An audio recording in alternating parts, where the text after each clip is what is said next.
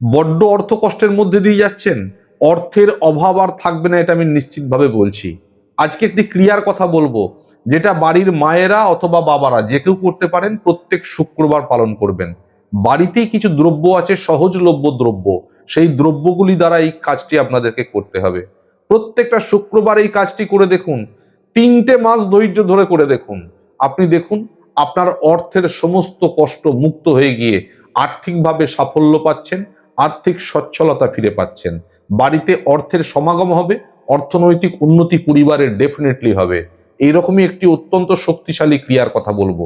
তবে একটা কথা আমি আপনাদেরকে বলবো, সবসময় যে কোনো টোটকা পালন করবেন, টোটকার যদি সুফল পেতে চান, ধৈর্য ধরে এবং মনে বিশ্বাস নিয়ে, পবিত্র মন নিয়ে এবং পবিত্র শরীর নিয়ে করবেন। অর্থাৎ কাঁচা কাপড়ে, শুদ্ধ কাপড়ে যে কোনো ক্রিয়া করবেন, মনটাকে কিন্তু সেই ক্রিয়ার ওপর বিশেষভাবে নিবদ্ধ করতে হবে। যদি মনের মধ্যে বিশ্বাসটুকু নিয়ে সেই টোটকাটি বা ক্রিয়াটি করতে পারেন, তাহলে নিশ্চিতভাবে যে কোনো টোটকার সুফল আপনারা পেতে পারেন।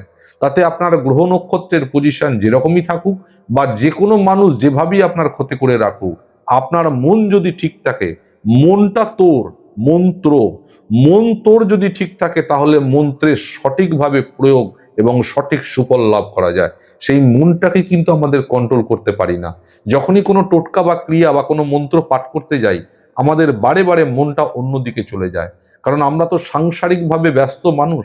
সেই ব্যস্ততার ফাঁকে কার থেকে কত টাকা পাওয়া যাবে, কার কাছে আজকে যাওয়ার আছে, কি কি কাজ আছে, যত কিছু যেন সেই সময়তেই আমাদের মাথার উপর চেপে বসে। সেই জায়গাটাকে আপনাকে অভ্যাস করতে হবে। যখন ঐশ্বরিক কোনো ক্রিয়া বা টোটকা বা মন্ত্র পাঠ করব, সব সময় সেই সময়টা যেন গোটা পৃথিবী আলাদা, আমি একা, এবং যার উদ্দেশ্যে সেটা পাঠ করছি তিনি শুধুমাত্র আমার সামনে আছে, বাকি আর কেউ আমার কাছে নেই। এইভাবে যদি মনকে কেন্দ্রীভূত করে যে কোনো কাজ করা যায়, আমি আপনাদেরকে বলছি এটা পরীক্ষিত, প্রত্যেকটি টোটকার সফলতা আপনারা নিশ্চয়ই পাবেন।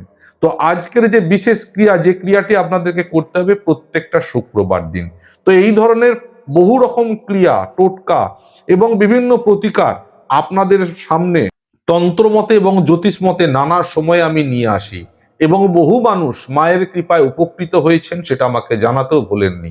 তো যারা এই মুহূর্তে চ্যানেলে নতুন এসে পড়েছেন, তাদের কাছে অনুরোধ করব, পারলে অন্যান্য চ্যানেলের মতো এই চ্যানেলটিকেও সাবস্ক্রাইব করে রেখে দিন।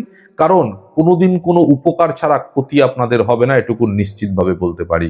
আর যাদের ভিডিওটি ভালো লাগছে তারা অবশ্যই একটা লাইক করবেন, আর আজকের দিনে কমেন্টে লিখবেন জয় মা লক্ষ্মী। এই কথাটি আপনারা প্রত্যেকে লিখুন, এবং যে ক্রিয়াটি বলবো সেই ক্রিয়াটি প্রত্যেকটি শুক্রবার দিন পালন করার চেষ্টা করবেন। ছোট্ট ক্রিয়া, বাড়িতে কিছু দ্রব্য আছে, সহজলভ্য দ্রব্য, সেই দ্রব্যগুলি দিয়েই কিন্তু এই ক্রিয়াটি আপনারা করতে পারেন। আপনাদেরকে জোগাড় করতে হবে শুধুমাত্র একটুখানি দারচিনির পাউডার, একটুখানি গুঁড়ো হলুদ এবং একটুখানি গোলাপ জল। এই 3টি দ্রব্য, যার এমন কিছু মূল্যও নয়, সাধারণত বাড়িতেই থাকে।